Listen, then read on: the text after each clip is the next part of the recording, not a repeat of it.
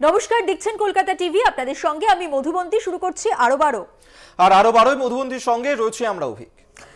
শুরুতে আমরা যে গুরুত্বপূর্ণ খবরে নজর রাখবো, অবশ্যই দিনহাটা। সকাল থেকেই এই দিনহাটার খবর একেবারে শিরোনামে রয়েছে। দিনহাটায় 24 ঘন্টা বন্ধের ডাক তৃণমূলের। সকাল থেকেই বন্ধের প্রভাবে শুনশান দিনহাটা, বন্ধ সমস্ত দোকানপাট। মঙ্গলবার যে ঘটনা ঘটেছে, অর্থাৎ তৃণমূল বিজেপির সংঘর্ষের ঘটনায় উত্তপ্ত হয় দিনহাটা। একেবারেই মধুবন্তী, তুমি যেমনটা বলছিলে যে এবং সেই কারণেই কিন্তু আজকে বন্ধের ডাক দেওয়া হয়েছে। কিন্তু কি ঘটনা ঘটেছিল একবার দর্শকদেরকে আরো একবার জানিয়ে রাখবো যে গতকাল যে ছবি আমরা দেখেছিলাম, যে কেন্দ্রীয় স্বরাষ্ট্র প্রতিমন্ত্রী নিশীথ প্রামাণিক তার নিরাপত্তা রক্ষীরা নাকি তৃণমূল সমর্থকদের উপর চড়াও হয়েছিলেন, যে সময় তৃণমূলের সমর্থকরা উদয়ন গুহ মন্ত্রী তারই জন্মদিন পালন করছিলেন এবং সেই নিয়েই দুপক্ষের মধ্যে ধুন্ধুমার পরিস্থিতির সৃষ্টি হয়, হাতাহাতি ঘটে, তারপরেই এই ঘটনা। একদমই অভিক, আমরা আজকে এই মুহূর্তের ছবিটা জানবো। রবিউল হোসেন সরাসরি আমাদের সঙ্গে রয়েছে, কথা বলবো রবিউলের সঙ্গে। রবিউল, দিনহাটা এই মুহূর্তে যে ধর্মঘট চলছে এবং গতকালের যে উত্তেজনা ছড়ানো যে পরিস্থিতি তৈরি হয়, তারপর থেকে এখনো পর্যন্ত ঠিক কি পরিস্থিতি, শুরুতেই তোমার কাছে জানতে চাইবো। দেখো, গতকালের যে ঘটনা ঘটেছিল সেই ঘটনার পরেই কিন্তু দিনহাটায় তৃণমূল কংগ্রেসের তরফ থেকে একেবারে আজ সকাল 6টার থেকে দিনহাটায় ধর্মঘটের ডাক দেওয়া হয়েছে এবং সেই ধর্মঘটকে কেন্দ্র করে সকাল থেকেই কিন্তু শুনশান রয়েছে দিনহাটা। একেবারে কোনো রকম পরিবহন ব্যবস্থা চলছে না, একমাত্র ব্যতিক্রম শুধু ই রিক্সা যেগুলো রয়েছে, টোটো, সেই টোটো চলছে। এছাড়াও দিনহাটার একাধিক ব্যবসায়িক প্রতিষ্ঠান এবং একই সাথে পরিবহন, গণপরিবহন সবকিছু বন্ধ রয়েছে। দোকানদাররা যারা রয়েছেন তারা কিন্তু দোকান বন্ধ রেখেছেন। আমরা কিন্তু একেবারে এই মুহূর্তে দাঁড়িয়ে রয়েছি দিনহাটার পাঁচমাথার মোড়ে। সেই পাঁচমাথার মোড়ে আমরা দাঁড়িয়ে রয়েছি এবং এই মুহূর্তে আমাদের সঙ্গেই রয়েছেন কিন্তু দিনহাটা পৌরসভার যে চেয়ারম্যান রয়েছেন গৌরীশঙ্কর মহেশ্বরী। তার সাথে একটু কথা বলার চেষ্টা করবো। দাদা, এই যে বন্ধ, কেন বন্ধ? আপনাদের তৃণমূল কংগ্রেস তো বন্ধকে সমর্থন করে না, তারপরেও বন্ধ কেন? শুধু এই কালকে আজকের যে বন্ধটা হচ্ছে, শুধু এটা আমাদের তৃণমূল কংগ্রেসের বন্ধ না, সাধারণ মানুষের চাপে পড়ে। সাধারণ মানুষ দিনহাটায় ভোট আসলেই আমরা লক্ষ্য করছি 21 নির্বাচনেও বিজেপি দলের কোন সরমণ্ডল সভাপতি মারা গেছিলেন, তাকে নিয়ে শহরে একটা তাণ্ডব চালিয়েছিল বিজেপিরা। এবং আজ আবার লোকসভা নির্বাচনের সম্মুখে আবার সেই কালকে বিজেপির গুন্ডা বাহিনী শহরে তাণ্ডব চালিয়েছে এবং আমাদের মন্ত্রী, উত্তরবঙ্গ উন্নয়ন দপ্তরের মন্ত্রী, উনার উপরেও হামলা করার চেষ্টা করেছে সিআইএসএফের জওয়ান দিয়ে। তো তারই প্রতিবাদে সর্বস্তর সাধারণ মানুষ, ব্যবসায়ী এবং দল সকলে মিলে দিনহাটা একটা প্রতিবাদ করা হয়েছে। বলছিলাম, রাজ্যপাল আজকে আসছেন দিনহাটায় এবং আপনাদের দলীয় যে মন্ত্রী রয়েছেন তিনি কিন্তু রাজ্যপালকে দিনহাটায় আমন্ত্রণ জানিয়েছেন, কি বলবেন এই বিষয়ে? রাজ্যপাল তো এর আগেও 21 নির্বাচনের পরে মন্ত্রী মহাশয়ের উপরে যখন হামলা হয়েছিল উদয়ন গুহর উপরে, তো উনি নিরপেক্ষ তদন্ত করতে আসছেন নাকি বিজেপি হয়ে আসছে সেটা তো বলা মুশকিল। সাথে কে কে আসবে সেটা আমরা সঠিক বলতে পারছি না, নাকি বিজেপি মন্ত্রীরাও থাকবে, বিজেপি সভাপতিরাও থাকবে। কারণ এর আগে উদয়ন গুহর উপরে যখন হামলা হলো, যারা হামলা করলো তাদের বাসায় রাজ্যপাল গেছিলেন, কিন্তু যার উপরে হামলা হলো তার সাথে দেখা করেননি। উনিও কিন্তু বিধায়ক ছিলেন এবং ফোনেও যোগাযোগ করেননি। এইবার কি করে বলা মুশকিল। উনি যদি সঠিকভাবে তদন্ত করতে আসছেন দিনহাটা মাটিতে, আমরা চাবো সাধারণ মানুষের সাথে আলোচনা করুক, আলোচনা করে বুঝুক আসল ঘটনাটা কি, সত্যটা সামনে চলে আসবে। দেখো, আমরা কিন্তু কথা বলার চেষ্টা করলাম দিনহাটা পৌরসভার যিনি চেয়ারম্যান রয়েছেন গৌরীশঙ্কর মহেশ্বরী, তার সঙ্গে। তিনি কিন্তু স্পষ্টতই জানালেন এই বন্ধ যে একেবারেই যে বন্ধ, সেই বন্ধ কিন্তু তৃণমূল কংগ্রেসের ডাকা বন্ধ নয়, দিনহাটাবাসী যারা রয়েছেন তাদের ডাকা বন্ধ। এবং গতকালের ঘটনার পরিপ্রেক্ষিতে ধিক্কার জানিয়ে কিন্তু এই বন্ধ চলছে। এবং তিনি এটাও জানালেন যে রাজ্যপাল যদি আজকে আসে, তারা কিন্তু অপেক্ষায় রয়েছেন যে রাজ্যপাল এর আগে যে দিনহাটা এসেছিলেন যখন ভোট পরবর্তী হিংসা তদন্ত করতে, সেই সময় কিন্তু তৃণমূলের অভিযোগ ছিল রাজ্যপাল এসে একেবারেই যারা সত্যিকারে নির্যাতিত তাদের বাড়িতে না এসে একে পূর্ব পরিকল্পিতভাবে বিজেপির হয়ে কাজ করছিল, এমনটাই কিন্তু অভিযোগ ছিল তৃণমূলের। আর সেই ঘটনাকে আরেকবার উস্কে দিয়ে উত্তরবঙ্গ উন্নয়ন দপ্তরের মন্ত্রী উদয়ন গুহ তিনি কিন্তু কিছুক্ষণ আগে সামাজিক যোগাযোগ মাধ্যম ফেসবুকে কিন্তু পোস্ট করেছেন। দেখতে পাচ্ছি একেবারে কেন্দ্রীয় বাহিনীর জওয়ান তারাও কিন্তু রয়েছে, একেবারে সমানে রাজ্য পুলিশ এবং কেন্দ্রীয় পুলিশ উভয় কিন্তু টহল দিচ্ছে। আমরা ছবিতেও দেখতে পাচ্ছি শুনশান রাস্তা এবং যানবাহন নামমাত্রই চলছে।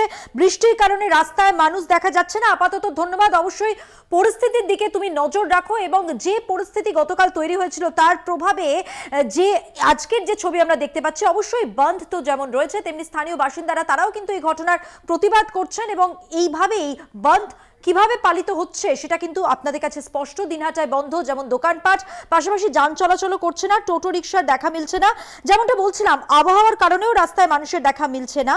সব মিলিয়ে সকাল থেকে কার্যত শুনশান দিনহাটার রাস্তাঘাট। একেবারেই তাই মধুবন্তী, এবং সামনেই লোকসভা নির্বাচন হয়ে আছে, দিনক্ষণও ঘোষণা হয়ে গেছে। তার আগে কিন্তু এই ঘটনাকে কেন্দ্র করে ফের একবার উত্তপ্ত হয়ে উঠল কোচবিহারের দিনহাটা। এবং রাজ্যপাল, যিনি কিন্তু প্রথম থেকেই বলেছিলেন যে তিনি গ্রাউন্ড জিরোর রাজ্যপাল, এবং সেই ক্ষেত্রে লোকসভা নির্বাচনের আগেও যদি যে কোনো রকম অশান্তির ঘটনাই ঘটুক না কেন তিনি সরাসরি সেখানে পৌঁছে যাবেন। এবং রাজ্যপাল সিভি আনন্দ বোস তিনি আজকে দিনহাটা যাচ্ছেন, এবং সেখানে গিয়ে যে পরিস্থিতি হয়েছিল সেই পরিস্থিতি তিনি খতিয়ে দেখবেন, কথা বলবেন। এবং সেখানেই যে তৃণমূল বিজেপির মধ্যে ধুমধুমার পরিস্থিতি, যার কারণে এসডিও তিনিও কিন্তু সেখানে আহত হয়েছিলেন। একদম, এবং যে পরিস্থিতি হয়েছে তারপর এই বান্ধের ছবি। পাশাপাশি জানিয়ে রাখবো, যাদেরকে নিয়ে অর্থাৎ নিশীথ প্রামাণিক এবং উদয়ন গুহ, যারা এই ঘটনার কেন্দ্রবিন্দুতে, এবার জানবো তারা কি বলছেন, তাদের প্রতিক্রিয়া দেখুন। আমি যখন গাড়িতে উঠবো, আমার গাড়ি কিন্তু সাহেবগঞ্জের দিকে মুখ করা, সেই অবস্থায় দেখলাম ইয়ের কনভয় আসছে, কেন্দ্রীয় স্বরাষ্ট্র দপ্তরের মন্ত্রীর কনভয় আসছে। সে কনভয় এসছে, আবার ওই কনভয়ের থেকে সে মুখ বের করে কি কি সব বলেছে। আর আমাদের ছেলেরা কয়েকজন যারা ছিল তারা জয় বাংলা জয় বাংলা, অন্য কোনো কথা না। এইবার ওদের কনভয় এগিয়ে গেল, চৌপতি পেরিয়ে সেই কনভয় হঠাৎ করে দাঁড় করে গাড়ির থেকে দুজন মহিলা, তারপরে ওদের জেলা সভাপতি সহ কয়েকজন সব মোটা মোটা বাঁশ লাঠি নিয়ে যাকে পারছে পেটাতে শুরু করেছে। এমনকি ইনোসেন্ট পথচারী তাদেরও মারছে। কেন্দ্রীয় বাহিনী গাড়ির থেকে নেমে তারা আমাদের দিনহাটা থানার পুলিশ সহ অন্যান্যদেরকে মারতে শুরু করছে। তীর ছুটছে, এই যে তীর, আমার হাতে তীর রয়েছে। এই কি মানে নির্বাচন কমিশনের কি কোনো ভূমিকা আছে? নির্ধারিত কর্মসূচি অনুযায়ী আমরা বিভিন্ন জায়গায় আমরা জনসংযোগ কার্যক্রম করি, এবং জনসংযোগ করে ফেরার পথে আমরা একটা প্রোগ্রামের পাশ দিয়ে আসছিলাম, যেখানে তৃণমূল কংগ্রেসের কিছু ছোট একটা কোনো কার্যক্রম বা প্রোগ্রাম হচ্ছিল। কিন্তু হঠাৎ অতর্কিত সেই প্রোগ্রাম থেকে আমাদের গাড়িতে পাথর ছুটে আসতে থাকে, এবং একের পর এক পাথর, সেখানে ধারালো অস্ত্র দিয়ে আঘাত এবং আগ্নেয়াস্ত্র তারা হাতে উঠিয়ে বারবার কিন্তু সেখানে এসে হুমকি প্রদর্শন করতে থাকে।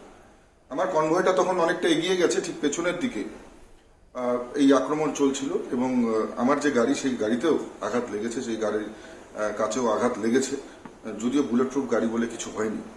কিন্তু এই ধরনের ঘটনা, দিনহাটার বুকে এই ধরনের ঘটনা, আমি বলবো এটা অত্যন্ত লজ্জার। এবং এর জন্য দিনহাটার যে একেবারে আপনারা জানেন যে বিধায়ক, যিনি বারবার মানুষকে হুমকি প্রদর্শন করেন, আজকে দেখা যায় যখন আমাদের কর্মীর গাড়ি ভাঙছিল সেই সময় আমি এবং জেলা সভাপতি গাড়ি থেকে নামি, এবং সেখানে দেখি জেলা সভাপতিরও মাথায় ঢিল লাগে, তার চোখে লেগেছে। এবং একটাই কথা বলবো যে উদয়ন গুহ, তার গুন্ডা, তার যে সন্ত্রাসকারী যারা ছিল তৃণমূল কংগ্রেসের, তাদেরকে নিয়ে এগোতে থাকে এবং আমাদের কর্মীর উপর আঘাত করতে থাকে।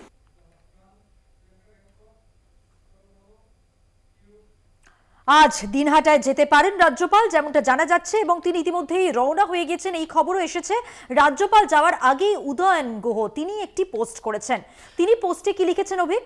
একেবারেই তাই, এবং উদয়ন গুহর করা এই পোস্ট তিনি লিখেছেন যে শুনলাম আপনি দিনহাটায় আসছেন, নিরপেক্ষ তদন্তের জন্য কেন্দ্রীয় মন্ত্রীকে অবশ্যই আনবেন, অর্থাৎ নিশীথ প্রামাণিক, তাকে যেন রাজ্যপাল সঙ্গে করে নিয়ে আসেন, কারণ গতকালের যে ঘটনা ঘটেছিল সেক্ষেত্রে নিরপেক্ষ তদন্ত হোক, এমনটাই কিন্তু দাবি করছে রাজ্যের শাসক দল।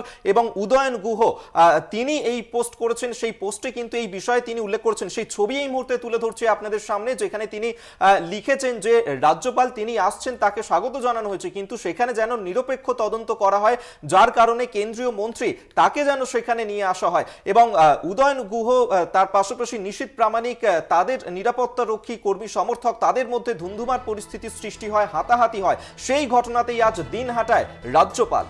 একদমই, এবং অবশ্যই রাজ্যপাল যেমন যাচ্ছেন এমনটা জানা যাচ্ছে, তিনি ইতিমধ্যেই রওনা হয়ে গিয়েছেন রাজভবন থেকে, এই খবর আসছে। পাশাপাশি উদয়ন গুহ এই যে পোস্টটি করেছেন এবং তার সঙ্গে তিনি ঠিক কি বলেছেন আপনাদের শোনাবার চেষ্টা করব।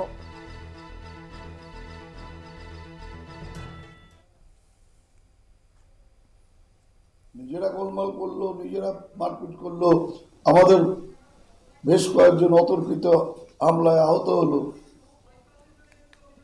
এখন ওরা এসপি অফিসে ঘেরাও করবে, ওরা কি করবে, ওরা রাজ্যপালের কাছে জানাবে, ওরা হয়তো নির্বাচন কমিশনের কাছেও গিয়ে ধর্ণা দেবে।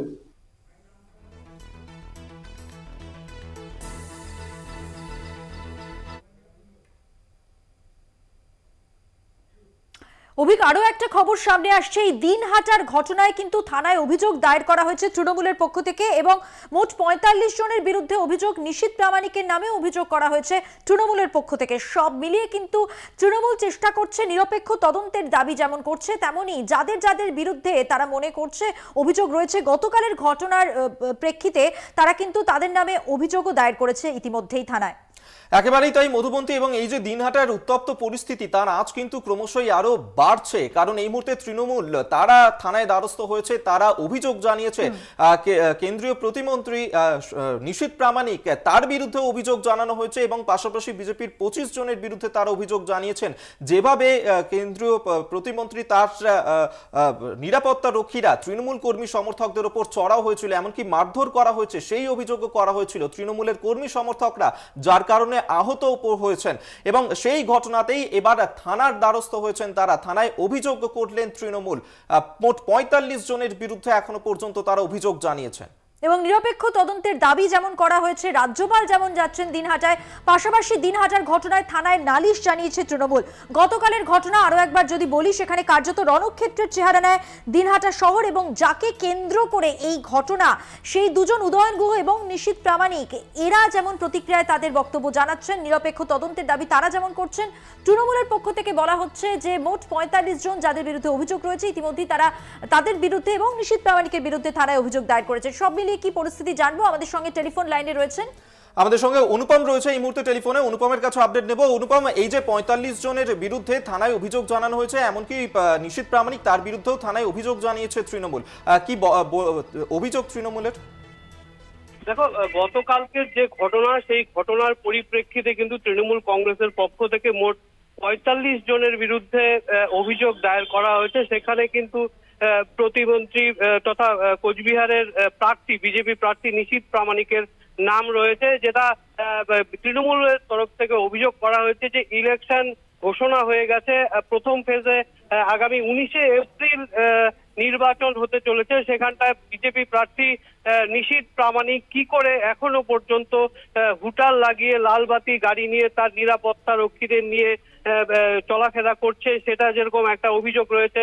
পাশাপাশি এই যে এই ঘটনাটা নিশীথ প্রামাণিকের দেহরক্ষী তথা কেন্দ্রীয় বাহিনীর জওয়ানরা ঘটিয়েছে, এর পরিপ্রেক্ষিতে কিন্তু মোট ৪৫ জনের বিরুদ্ধে অভিযোগ দায়ের করা হয়েছে দিনহাটা থানায়। ইতিমধ্যে কিন্তু পুলিশ তদন্ত শুরু করেছে। অনুপম, এই জায়গা থেকে জানতে চাইবো, পুলিশের গোটা বিষয় নিয়ে তদন্ত কোন পর্যায়ে রয়েছে, পুলিশের কি বক্তব্য? এসডিপিও তিনি কিন্তু আহত হয়েছেন আমরা জানি, সব মিলিয়ে পুলিশের বক্তব্য জানতে চাইবো। একদমই, দেখো, গতকাল কিন্তু খবর শোনার সঙ্গে সঙ্গে কিন্তু ঋতুমান ভট্টাচার্য, কোচবিহারের জেলা পুলিশ সুপার, তিনি কিন্তু ঘটনাস্থলে পৌঁছেছেন এবং পরিস্থিতির দিকে নজর রাখছেন। তবে এখনো পর্যন্ত কিন্তু কাউকে গ্রেপ্তার বা আটক করা হয়নি। তবে বিজেপি যেমন অভিযোগ করছেন, তেমন কিন্তু তৃণমূল কংগ্রেসের পক্ষ থেকেও পাল্টা অভিযোগ করা হচ্ছে। তবে পরিস্থিতি কিন্তু নিয়ন্ত্রণে রয়েছে। আজকে কিন্তু রাজ্যপাল আসবেন আর কিছুক্ষণের মধ্যেই।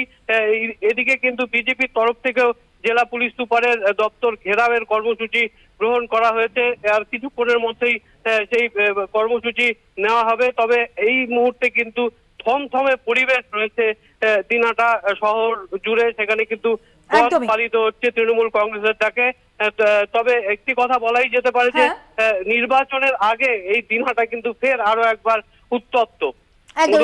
ধন্যবাদ অনুপম। কথা বললাম আমাদের প্রতিনিধি অনুপম সাহার সঙ্গে। পরিস্থিতি অনেকটাই নিয়ন্ত্রণে, কিন্তু কার্যত থমথমে পরিস্থিতি দিনহাটার।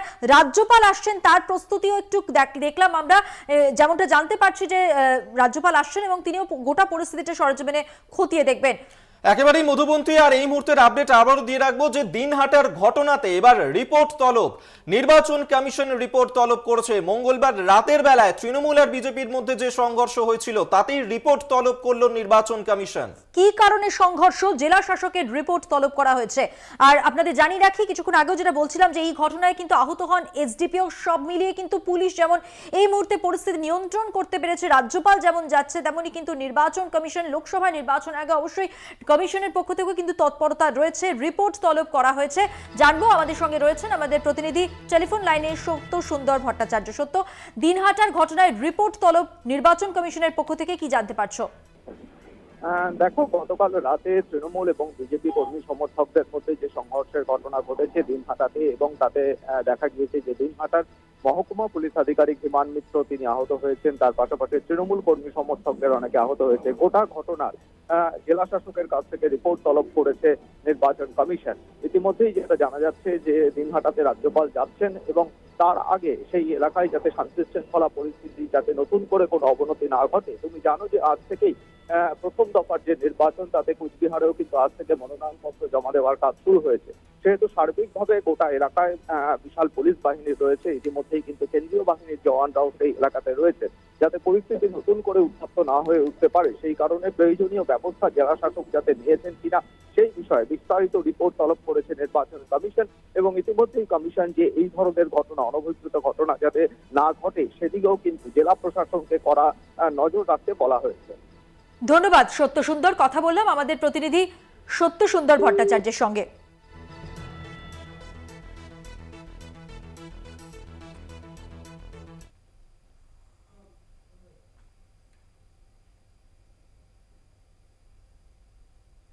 কিছুক্ষণ আগে আমরা যেটা জানতে পারছিলাম, রাজ্যপাল ইতিমধ্যেই রওনা হয়ে গেছেন দিনহাটার উদ্দেশ্যে। তিনি আজকে যাচ্ছেন, গোটা বিষয় সরেজমিনে খতিয়ে দেখবেন রাজ্যপাল। একেবারেই তাই। এবং এই মুহূর্তে দর্শকদেরকে যে ছবি দেখাবো যে কলকাতা বিমানবন্দরে, সেখানে এই মুহূর্তে পৌঁছে গেছেন রাজ্যপাল সিভি আনন্দ বোস। তিনি যেমনটা বলেছিলেন যে লোকসভা নির্বাচনের আগে যেখানেই কোনো রকম এই ধরনের রাজনৈতিক অশান্তির ঘটনা ঘটবে তিনি সেখানে পৌঁছে যাবেন, যার কারণে দিনহাটা, কোচবিহারের দিনহাটা এই মুহূর্তে অত্যন্ত উত্তপ্ত হয়ে উঠেছে।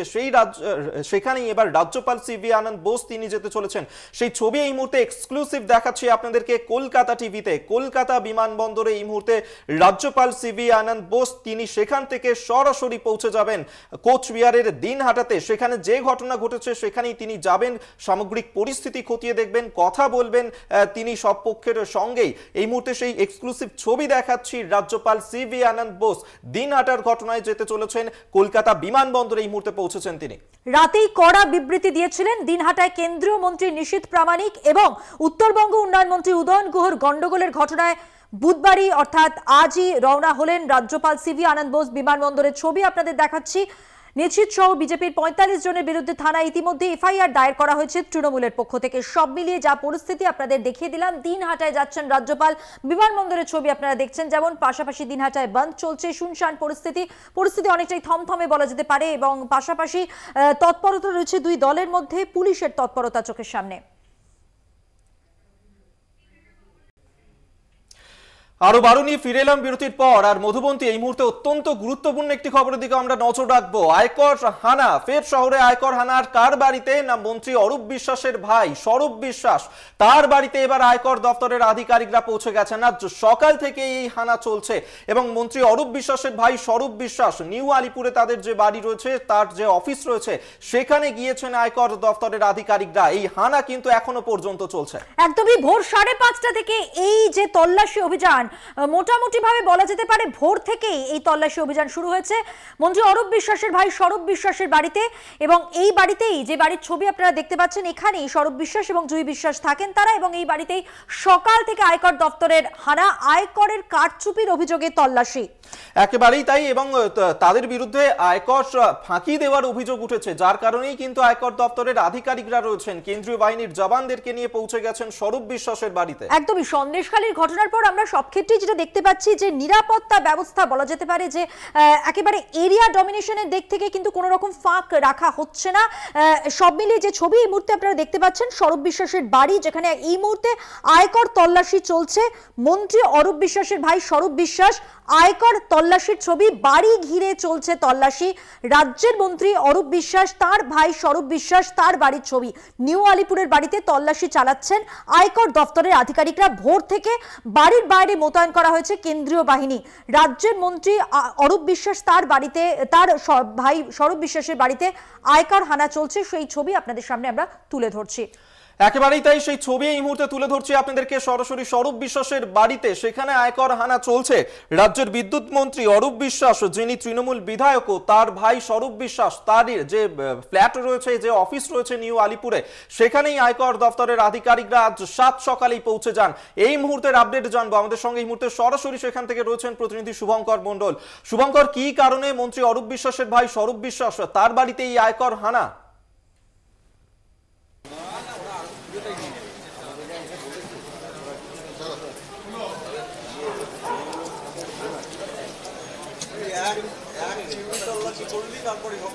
দাদা, তোমায় জানিয়ে রাখি আজ সকাল 5:30 থেকে এই যে আয়কর হানা, সেই আয়কর হানা শুধুমাত্র যে স্বরূপ বিশ্বাসের বাড়িতে হচ্ছে এমন নয়, সেই সঙ্গে কিন্তু রবীন্দ্র সরোবর এবং নিউ আলিপুরে আরো বেশ কয়েকটি জায়গাতে সেই তল্লাশি চলছে। আমরা সকালবেলায় এখানে এসে যখন পৌঁছাই, এখানে যেখানে আমরা এই মুহূর্তে রয়েছি শাহাপুরে খোয়াই অ্যাপার্টমেন্ট, সেই খোয়াই অ্যাপার্টমেন্টেই কিন্তু স্বরূপ বিশ্বাস এবং জুহি বিশ্বাস দুজনে থাকেন। তাদের সেই আবাসনে এই মুহূর্তে তল্লাশি চলছে। এবং তোমায় জানিয়ে রাখি যে শুধু এখানেই নয়, সেই সঙ্গে একেবারে নিউ আলিপুরের যে চারমাথা মোড়, সেখানে যে আর্মি টেন্ট রয়েছে তার ঠিক উল্টো দিকে যে অফিস রয়েছে, সেখানেও সকাল থেকে একইভাবে আইটি রেড শুরু হয়েছে বা ইনকাম ট্যাক্সের যে রেড সেটি শুরু হয়েছে। তোমায় জানিয়ে রাখি যে মূলত কর ফাঁকি সংক্রান্ত একাধিক বিষয় নিয়ে আজকে আইটির এই যে তল্লাশি, সেই তল্লাশি এবং সকাল 5:30 থেকে যে তল্লাশি শুরু হয়েছে এখনো পর্যন্ত সেই তল্লাশি চলছে। আমি আমার ক্যামেরা পার্সন সন্দীপ সোমকে একটু দেখাতে বলবো এই যে খোয়াই আবাসন, শাহাপুরের নিউ আলিপুরের শাহাপুর কলোনির যে খোয়াই আবাসন, সেই খোয়াই আবাসনেই কিন্তু একেবারে 3rd ফ্লোর এবং 4th ফ্লোর, এই 3rd ফ্লোর এবং 4th ফ্লোর, এই 3rd ফ্লোর 4th ফ্লোরেই মূলত তারা দুজন থাকেন। এবং কিছু বছর আগে এখানে মন্ত্রী অরূপ বিশ্বাস তিনিও থাকতেন, কিন্তু তিনি বছর 3 আগে এখান থেকে চলে যান, অন্য একটি জায়গায় তিনি থাকেন এই মুহূর্তে। এবং দেখতে পাচ্ছ যে এইখানে কিন্তু এখন স্বাভাবিকভাবেই যে তল্লাশি, সেই তল্লাশি জারি রয়েছে, তল্লাশি চলছে শহর কলকাতায়। অবশ্যই এই খবর নিয়ে ফিরছি শুভঙ্কর, তুমি আমাদের সঙ্গে থাকো। আরো বারোতে এখন সময় হয়ে গেছে একটা ছোট্ট বিরতির। ফিরছি বিরতির পর, সঙ্গে থাকুন। ফিরে এলাম বিরতির পর। যে খবরে আমরা নজর রেখেছি, কলকাতায় 6টি জায়গায় আয়কর তল্লাশি। মন্ত্রী অরূপ বিশ্বাসের ভাই স্বরূপ বিশ্বাস, তার বাড়িতে আয়কর হানা। এবং যেটা আমরা দেখতে পাচ্ছিলাম ছবিতেও, যে গোটা বাড়ি কিন্তু ঘিরে ফেলা হয়েছে কেন্দ্রীয় বাহিনী। একেবারে নিশ্চিদ্র একটা আঁটোসাঁটো পরিস্থিতি, এবং তার মধ্যে দিয়ে এই ভোর থেকে কিন্তু এই আয়কর আধিকারিকরা তারা কিন্তু এই তল্লাশি অভিযান চালাচ্ছেন। একেবারেই মধুবন্তী, আমরা বরং এই মুহূর্তে সরাসরি সেখানেই নজর রাখি। আমাদের সঙ্গে রয়েছেন প্রতিনিধি শুভঙ্কর মণ্ডল। শুভঙ্কর, যে ছবি আমরা সকাল থেকে দেখতে পাচ্ছি, বেশ কয়েক ঘন্টা ইতিমধ্যেই অতিক্রান্ত হয়ে গেছে। স্বরূপ বিশ্বাস তার বাড়িতে আয়কর দপ্তরের হানা চলছে, এখনো পর্যন্ত কোনো নথি পেল আয়কর দপ্তর?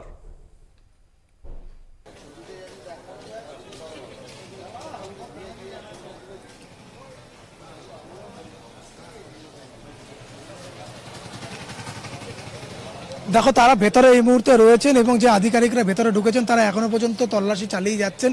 শুধুমাত্র তল্লাশি নয়, সেই সঙ্গে সঙ্গে কিন্তু স্বরূপ বিশ্বাস এবং তার পত্নী অর্থাৎ কলকাতা পুরসভার কাউন্সিলর জুহি বিশ্বাস, তাকেও জিজ্ঞাসাবাদ করা হচ্ছে। মূলত কিন্তু এই ইনকাম ট্যাক্স সংক্রান্ত বা আয়কর সংক্রান্ত একাধিক সংগতি সামনে আসায় এই ধরনের রেড বলে বা এই ধরনের তল্লাশি বলেই মনে করা হচ্ছে। এবং তোমায় জানিয়ে রাখি যে শুধুমাত্র এইখানে নয়, আমরা যেখানে রয়েছি এই যে শাহাপুর কলোনি, সেই শাহাপুর কলোনির যে খোয়াই আবাসন, সেই খোয়াই আবাসনে শুধুমাত্র যে তল্লাশি চলছে এমন নয়, সেই সঙ্গে সঙ্গে একেবারে সুরুচি সংঘ ক্লাবের পাশে যে রাস্তা রয়েছে, সেখানে আর্মি টেন্টের ঠিক উল্টো দিকে স্বরূপ বিশ্বাসের আরও একটি অফিস এবং বাড়ি ছিল, সেইখানেও একইভাবে তল্লাশি চালানো হচ্ছে। সেখানেও জুহি বিশ্বাস তিনি সেখানে বসতেন পুরো প্রতিনিধি হিসাবে, সেই অফিসের শাটার নামানো রয়েছে, সেখানেও একইভাবে তল্লাশি চালানো হচ্ছে, সেখানেও বিএসএফের জওয়ানরা মোতায়েন। ফলত এই যে তল্লাশি প্রক্রিয়া সেটি কিন্তু বেশ লেন্দি বলে মনে করা হচ্ছে। 5.5 ঘন্টা প্রায় অতিক্রান্ত হয়ে গিয়েছে। ফলত সেইখানে দাঁড়িয়ে এখনো পর্যন্ত ভেতরে যে তল্লাশি পর্ব, সেই তল্লাশি পর্ব আয়কর দপ্তর জারি রেখেছে এবং সেই তল্লাশি এই মুহূর্তে একেবারে চলছে। বাইরে আঁটোসাঁটো নিরাপত্তা এখানে জারি করা হয়েছে এবং বিশেষ করে বিএসএফ এর যারা জওয়ানরা রয়েছে তাদেরকে মোতায়েন করা। যদিও আমরা জানিয়ে রাখি যে স্বরূপ বিশ্বাস বা তার পত্নী অর্থাৎ জুঁই বিশ্বাসের কাছ থেকে কোনো রকম কিন্তু কোনো রিয়াকশন বা এই সংক্রান্ত কোনো প্রতিক্রিয়া এখনো মেলেনি, কেননা ঘরের ভেতরেই তারা রয়েছেন। একেবারে রুদ্ধদ্বার যে তল্লাশি, সেই তল্লাশি কিন্তু চলছে এবং আবাসনের, যেটি আমি বলছিলাম যে একেবারে শুভঙ্কর তুমি নজর রাখো, এই যে হানা চলছে অবশ্যই পরবর্তী সময় আবারও আপডেট নেব তোমার কাছে। তবে আপাতত ধন্যবাদ। শুভঙ্কর রয়েছে সেখানে এবং এই যে আয়কর দপ্তরের হানা স্বরূপ বিশ্বাসের বাড়িতে তো চলছেই, তার পাশাপাশি আরো 6টি জায়গাতে এই হানা চলছে। অবশ্যই পরবর্তী সময় আবারও আপডেট দেব। একদমই। এবার যে খবরে নজর রাখবো, আজ বসিরহাট স্টেডিয়াম, সেখানে অভিষেক বন্দ্যোপাধ্যায়ের জনসভা। অভিক, আমরা জানি দুপুর 2টো নাগাদ এই সভা শুরু হওয়ার কথা। বসিরহাট লোকসভা কেন্দ্রের তৃণমূল প্রার্থী হাজী নুরুল ইসলাম এবং তার সমর্থনেই এই সভা। একেবারে কিন্তু অত্যন্ত ইম্পর্টেন্ট একটা জায়গা এই বসিরহাট, কারণ কিছুদিন আগেই আমরা সন্দেশখালীর ঘটনা দেখেছিলাম এবং সেই ঘটনার পরেই আজ এই প্রথমবারের জন্য অভিষেক বন্দ্যোপাধ্যায় তিনি যেতে চলেছেন এবং সেখানে আজকে তিনি সভা করবেন লোকসভা নির্বাচনের আগে। আজকের এই সভা থেকে অভিষেক বন্দ্যোপাধ্যায় তিনি কি বার্তা দিতে চলেছেন, সন্দেশখালী নিয়ে কি তিনি কোনো কথা বলবেন, অবশ্যই সেদিকে কিন্তু নজর থাকবে মধুবন্তী। একদমই। আর সেখান থেকেই রয়েছেন আমাদের প্রতিনিধি সঞ্জিত চক্রবর্তী। কথা বলবো সঞ্জিতের সঙ্গে। সঞ্জিত, একদিকে নির্বাচনের প্রচার, তার পাশাপাশি সন্দেশখালী অত্যন্ত গুরুত্বপূর্ণ একটা বিষয়। 5ই জানুয়ারির পর থেকে খবরের শিরোনামে এই সন্দেশখালী। বসিরহাটে আছে অভিষেক বন্দ্যোপাধ্যায় কি বার্তা দেবেন, তার মধ্যে অবশ্যই সন্দেশখালী উঠবে।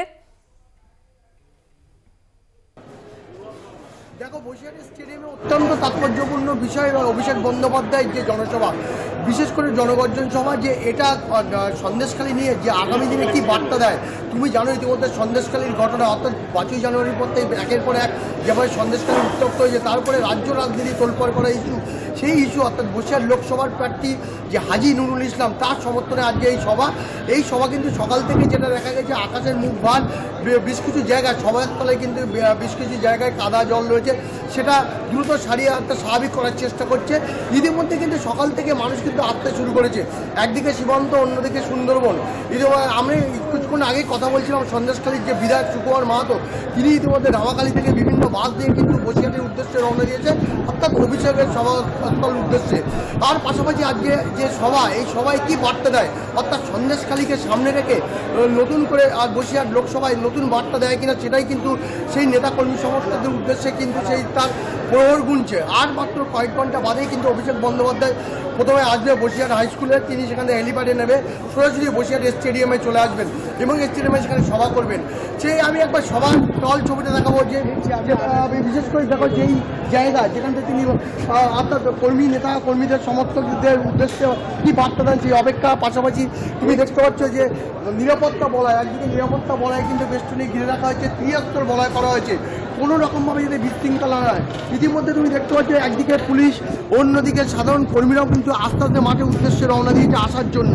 সেই অপেক্ষাটা অর্থাৎ দুর্যোগ কাটিয়ে অভিষেক বন্দ্যোপাধ্যায়ের এই সভা, অর্থাৎ এই সভায় কত মানুষ ভিড় করবে, সেটা কিন্তু অত্যন্ত তাৎপর্যপূর্ণ বিষয়। আর সবচেয়ে তাৎপর্যপূর্ণ বিষয় হলো সন্দেশখালীর মানুষ, কিংবা সন্দেশখালীর মানুষ তারা কতটা আসে, সেটাও কিন্তু রাজনৈতিকভাবে একটা অন্য দিশা দেখাবে, এমনটা জানাচ্ছেন। বিশেষ করে তারা দাবি করছেন, এখানকার বিশেষ করে তৃণমূল নেতৃত্ব যারা বারবার করছেন, প্রায় লক্ষাধিক মানুষের ভিড় জমায়েত হবে। এখনো পর্যন্ত যেভাবে মানুষ আস্তে আস্তে আসা শুরু করেছে, দুর্যোগকে উপেক্ষা করে অভিষেক বন্দ্যোপাধ্যায় যে বসিরহাট স্টেডিয়ামে যে সভা, সেই সভাকে ঘিরে কিন্তু একেবারে উন্মোদনা চূড়ান্ত প্রস্তুতি। একদিকে প্রশাসনের তরফ থেকে সব রকম ব্যবস্থা করা হয়েছে, একদিকে স্বাস্থ্যকর্মীরা রয়েছে, অন্যদিকে দমকল বিভাগের আধিকারিকরা রয়েছে, পাশাপাশি পুলিশ প্রশাসন বলয় করা হয়েছে যাতে নিরাপত্তা কোনো দেখতেই পাচ্ছি। শেষ মুহূর্তের প্রস্তুতি চলছে, সভা শুরু হবে 2টো নাগাদ। অত্যন্ত তাৎপর্যপূর্ণ লোকসভা নির্বাচনের আগে বসিরহাটের এই সভা, সেখান থেকে কি বার্তা দেন অভিষেক বন্দ্যোপাধ্যায়, সেদিকে অবশ্যই আমাদের নজর থাকবে। সঞ্জিত, আপাতত তোমাকে ধন্যবাদ। এই সভা সংক্রান্ত পরবর্তী সময় আপডেট তোমার কাছ থেকেই নেব আমরা। কথা বললাম আমাদের প্রতিনিধি সঞ্জিত চক্রবর্তীর সঙ্গে। একেবারেই মধুবন্তী, এদিকে তো আমাদের নজর থাকবে। তবে বসিরহাট লোকসভা কেন্দ্রের অন্তর্গত সন্দেশখালী, সেখানে কিন্তু ফের উত্তেজনার ঘটনা। পুলিশ কর্মীকে হেনস্থার অভিযোগ উঠেছে বিজেপির বিরুদ্ধে। বিজেপির কর্মী সমর্থকরা তারা পুলিশ কর্মীকে হেনস্থা করেছেন, এমনই অভিযোগ আনা হচ্ছে।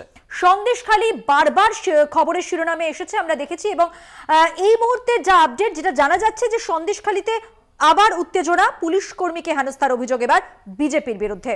একেবারেই তাই, বারবার আমরা দেখেছি বিভিন্ন ঘটনাকে কেন্দ্র করেই সন্দেশখালী উত্তপ্ত হয়ে উঠেছিল এবং 5ই জানুয়ারি থেকে সেই অশান্তির আঁচ এখনো পর্যন্ত কিন্তু কমছে না। কোনো না কোনো ঘটনা নিয়ে উত্তপ্ত হয়ে উঠেছে সন্দেশখালী।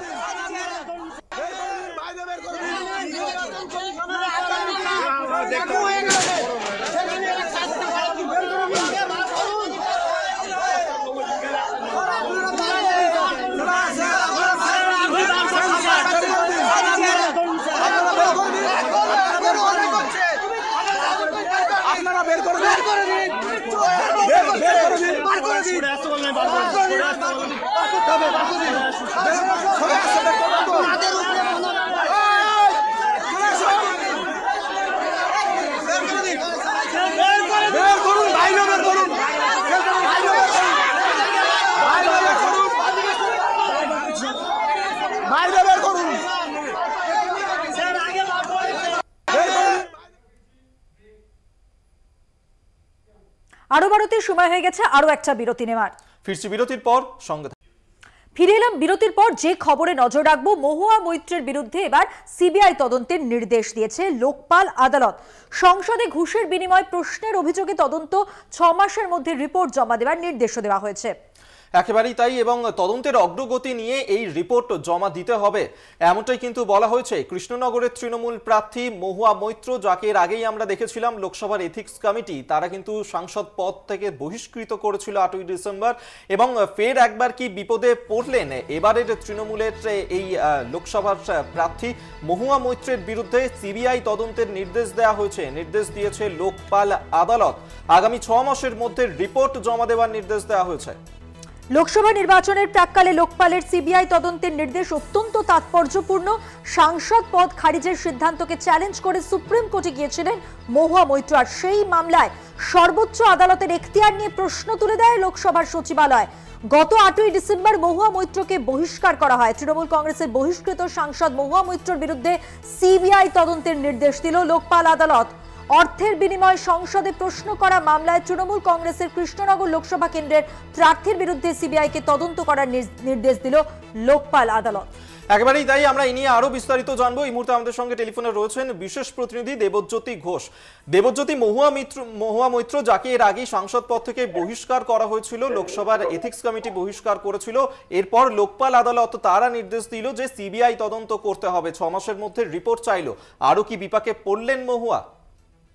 দেখো, করছেন তৃণমূল কংগ্রেস আসনটি লোকসভায় অপেক্ষা ভারতীয় জনতা পার্টি তাদের এজেন্সি দিয়ে ব্যবহার করার চেষ্টা করছে এবং করার চেষ্টা করছেন। সেই দিক থেকে মহুয়া মৈত্র বলেছেন যে আইনি লড়াই তিনি আইনি ভাবেই লড়বেন। তবে এখন পর্যন্ত এই কৃষ্ণনগর লোকসভায় তৃণমূল কংগ্রেসের প্রার্থী মহুয়া মৈত্র তিনি নির্বাচনী প্রচার গত 10 দিন শুরু করেছেন। সেখানে এখনো ভারতীয় জনতা পার্টির পক্ষ থেকে প্রার্থী দেওয়া হয়নি, সেটাকে মহুয়া মৈত্র তীব্র কটাক্ষ করেছেন। এখনো পর্যন্ত যারা প্রার্থী দিতে পারেননি তারা বিভিন্ন এজেন্সিকে ব্যবহার করে তাকে দমানোর চেষ্টা করছেন। শুধু কৃষ্ণনগরের মানুষ তার পাশে আছেন এবং আগামী লোকসভা নির্বাচনে তাকে জয়ী করবেন। অর্থাৎ পরিকল্পিতভাবে এবং এজেন্সিকে ব্যবহার করার অভিযোগ কিন্তু ইতিমধ্যে মহুয়া মৈত্র করেছেন। যদিও মহুয়া মৈত্রের ইতিমধ্যেই তাদের সংসদ পদ খারিজ হয়েছে, কারণ অর্থের লোকসভায় করেছিল এবং তারপরে লোকপাল আদালতের পক্ষ থেকে এই এনকোয়ারি সিবিআই এনকোয়ারি রাজনৈতিকভাবে তাৎপর্যপূর্ণ। তবে মহুয়া মৈত্র বলেছেন আইনি লড়াই তিনি আইনিভাবে লড়বেন। তৃণমূল কংগ্রেসের পক্ষ থেকে ইতিমধ্যেই মমতা বন্দ্যোপাধ্যায় বা অভিষেক বন্দ্যোপাধ্যায় বলেছেন যে এই সিবিআই বা যাই মহুয়া মৈত্রের বিরুদ্ধে হোক, তিনি একাই এই আইনি লড়াইয়ের পক্ষে যথেষ্ট। দেবজ্যোতি, তুমি আমাদের সঙ্গে থাকো। সিবিআই তদন্ত নিয়ে পাল্টা তোপ মহুয়া মৈত্রর, এবং এখনো তথ্য প্রমাণ দেয়নি অভিযোগকারী। গয়না ব্যাগ নেওয়ার অভিযোগ মিথ্যে, সিবিআই এর রিপোর্ট অনুযায়ী এই তথ্য। আর এই তদন্ত আমাকে হেনস্থা করার চেষ্টা, এর ফলে আমার জয়ের মার্জিন বাড়বে। বিজেপিকে বলছি আগে আমার বিরুদ্ধে প্রার্থী খুঁজুন, সোশ্যাল মিডিয়ায় পোস্ট করেছেন মহুয়া মৈত্র। দেবজ্যোতি, আবারও তোমার কাছে আমার প্রশ্ন, এই হচ্ছে প্রতিক্রিয়া মহুয়া মৈত্রের, সেক্ষেত্রে তিনি আর কি পদক্ষেপ নিতে চলেছেন, তার কাছ থেকে আর কি জানতে পারা যাচ্ছে, কি বলছেন তিনি? আইনিভাবে লড়বেন এবং সমস্ত রকম সহযোগিতা করবেন। কিন্তু কৃষ্ণনগরের মানুষ গত কয়েকদিন ধরে যেভাবে তাকে আশীর্বাদ করছেন তাতে জয়লাভ তাদের নিশ্চিত, এবং অবিলম্বে বিজেপির পক্ষ থেকে আগে প্রার্থী খুঁজে বার করুক। এখনো পর্যন্ত নির্বাচন ঘোষণা হয়েছে, বেশ কয়েকদিন হলো, এখনো পর্যন্ত ভারতীয় জনতা পার্টি তাদের প্রার্থী পর্যন্ত দিতে পারেনি। অর্থাৎ নির্বাচনী লড়াই যত পিছিয়ে পড়ছেন ততই এজেন্সিকে ব্যবহার করছেন, ততে তিনি ভয় পান না বলে আজ পরিষ্কার জানিয়ে দিয়েছেন মহুয়া মৈত্র। একেবারেই তাই।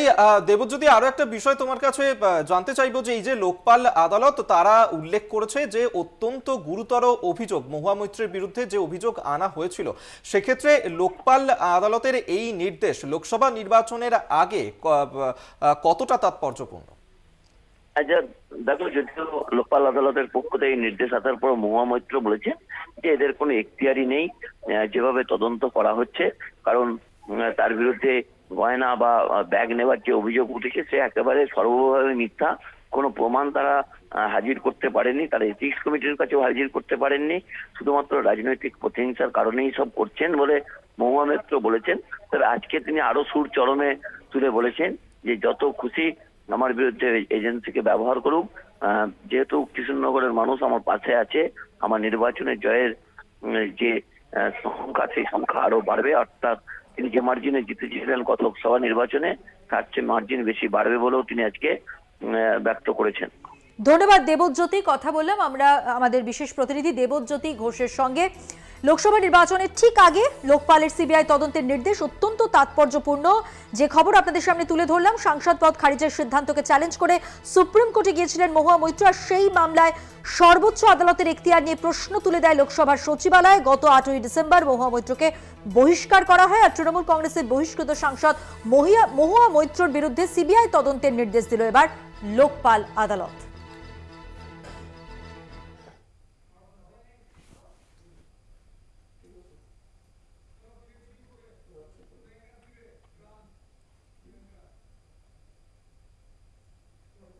এরপর যে ঘটনার দিকে নজর রাখবো, 2023 সালে রামনবমীর মিছিল হয়েছিল, সেই মিছিলে হামলার অভিযোগ উঠেছিল এবং তাতেই এবার গ্রেফতার করা হলো 11 জনকে। তৃণমূল নেতা সহ মোট 11 জনকে গ্রেফতার করলো এনআইএ। আমরা দেখেছিলাম গত বছর মধুবন্তী যে রামনবমীর মিছিল হয়েছিল তাতেই থেকেই হিংসা ছড়ানোর অভিযোগ উঠেছিল এবং জানিয়ে উত্তপ্ত হয়েছিল পরিস্থিতি। এর আগেও 16 জনকে গ্রেফতার করা হয়েছিল এনআইএ এর তরফ থেকে, আবারও 11 জনকে গ্রেফতার করা হলো।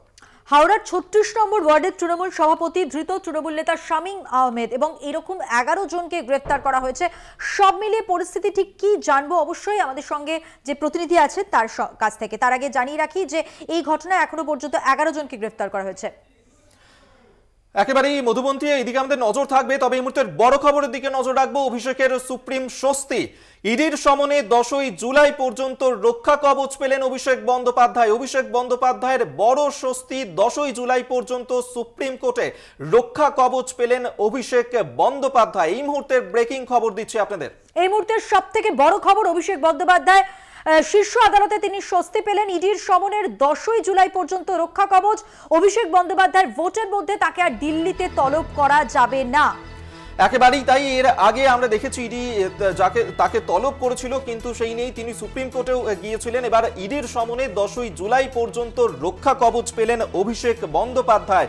ভোটের মধ্যে তাকে আর তলব করা যাবে না দিল্লিতে। আপনাদেরকে আরো একবার জানিয়ে রাখি যে সুপ্রিম কোর্টে এবার বড়সড় স্বস্তি পেলেন অভিষেক বন্দ্যোপাধ্যায়। একদমই 10ই জুলাই পর্যন্ত তৃণমূলের সর্বভারতীয় সাধারণ সম্পাদক অভিষেক বন্দ্যোপাধ্যায়কে দিল্লিতে তলব করতে পারবে না। এটি কয়লা পাচার মামলায় নিজেদের অন্তর্বর্তী নির্দেশ বহাল রাখল সুপ্রিম কোর্ট।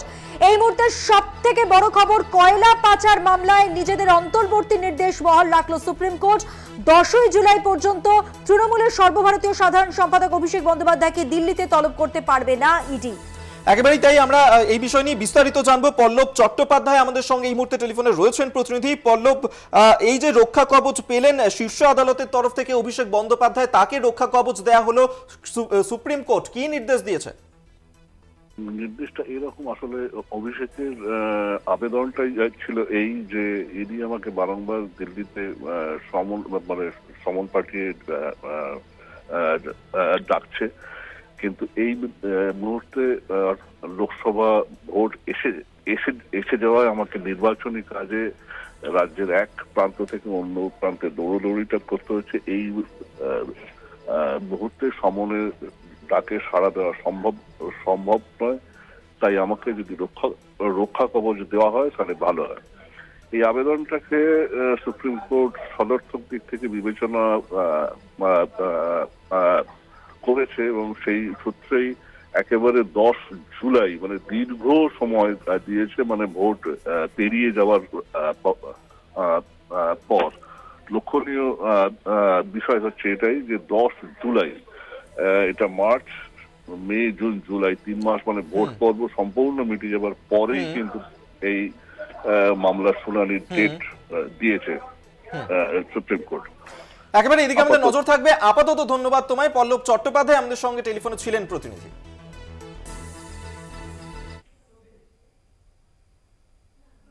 আরবারও আজকের মতো এ পর্যন্তই। দেখতে থাকুন কলকাতা টিভি, রাত দিন 7 দিন।